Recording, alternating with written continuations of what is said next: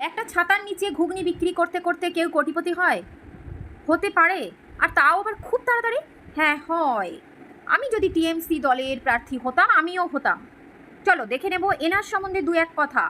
যেখানে সাধারণ মানুষ সৎ পথে রোজগার করছে, কিন্তু তাও হিমশিম খেয়ে যাচ্ছে দুবেলা দুমুঠো অন্ন জোগাতে, ঠিক সেইখানেই রাজনীতির ছাতার তলায় এক সময় ঘুগনি বিক্রেতা কোটি কোটি টাকার সম্পত্তির মালিক।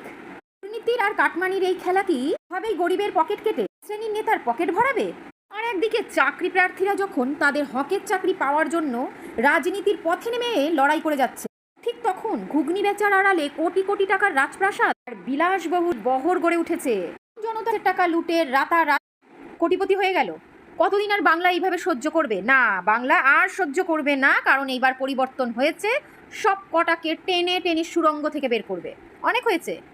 এক একটা কেস, এক একটা ফাইল পুরো ধুলোমাখা অবস্থায় পড়ে থাকতো, সেগুলোও টেনে বার করা হবে। এবার দুর্নীতি ঘুচে যাবে, কেউ কোথাও পালাতে পারবে না। আমার মত একটাই, এটা সাধারণ মানুষের ট্যাক্সের আর কাটমানির টাকা দিয়ে কি বিলাসবহুল বাড়ি এরকম করা যায়? যায়। টিএমসিরা পারে, আর সেটা প্রমাণ সাপেক্ষ। বুঝতে পারলে? এটা তো আমি জানি, এরা চুরি দুর্নীতি ছাড়া কিচ্ছু করতে পারে না।